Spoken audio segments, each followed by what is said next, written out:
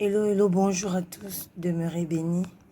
Aujourd'hui, je voudrais partager avec mes sœurs un élément indispensable pour le choix de leur époux. Je pense ici là la capacité à faire des sacrifices, renoncer à eux-mêmes pour le bonheur de leur couple, pour prendre soin de leur épouse.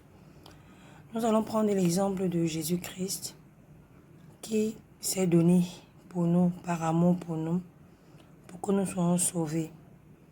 Aujourd'hui, je veux dire à ma soeur que l'amour d'un homme, la valeur de l'amour qu'il te donne est équivalent à la valeur du sacrifice qu'il est prêt à faire pour te sauver, pour te faire du bien, pour que tu sois heureuse. Nous allons prendre aussi le cas de la Genèse. Genèse 28, verset 15, verset 18, verset 20, verset 30. Là, nous parlons là de Jacob. Jacob qui allait séjourner sur Laban, en fait, parce qu'il souhaiterait avoir une épouse. Arrivé là-bas, son beau-père lui a dit, vas-tu continuer à travailler sans avoir un salaire chez moi aussi longtemps que souhaiterais-tu que je te paye? Jacob a dit à Laban qu'il souhaiterait avoir Rachel pour épouse et qu'il était prêt à travailler 7 ans pour l'avoir comme épouse. Donc on peut voir ici là le prix qu'il est prêt à payer pour obtenir son épouse. Parce qu'il l'aimait, la Bible précise que parce qu'il aimait Rachel. Au moment, après les 7 années, Laban l'a trompé, Laban lui a donné Léa. Et malgré qu'il a été trompé, il a encore été prêt à travailler 7 années de plus pour obtenir Rachel parce qu'il aimait Rachel.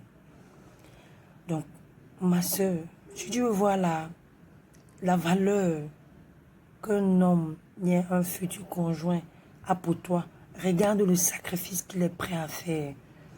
Cela va déterminer son amour pour toi. Et lorsque nous allons lire les autres chapitres de la Bible de Genèse, on va clairement voir que Jacob a toujours tant aimé Rachel. Donc, le prix qu'il peut payer détermine la valeur que tu as à ses yeux.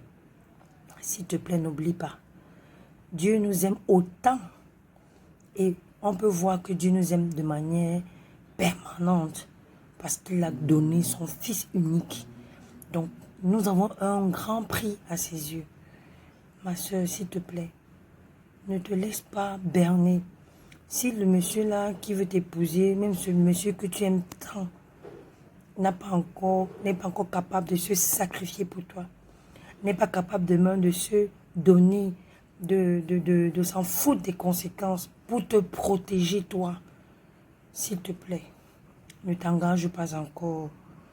Il doit être capable de te protéger, il doit être capable de te défendre devant quiconque demain. Et ça, il doit le démontrer avant de t'épouser, pas demain. S'il te plaît, essaie de regarder cela et demande à Dieu de t'ouvrir les yeux parce que parfois il va vouloir faire semblant. Essaye de faire des petits gestes pour te duper. Ne prends même pas les cadeaux. Sois vigilante et exerce le discernement pour savoir qui il est. Et même s'il cache, si tu es connecté au Saint-Esprit, le Saint-Esprit va te dire exactement, même dans des visions, qui est cette personne que tu veux épouser, afin de t'éviter de tomber dans le piège. Demeure béni, ma soeur, au nom de Jésus. Amen.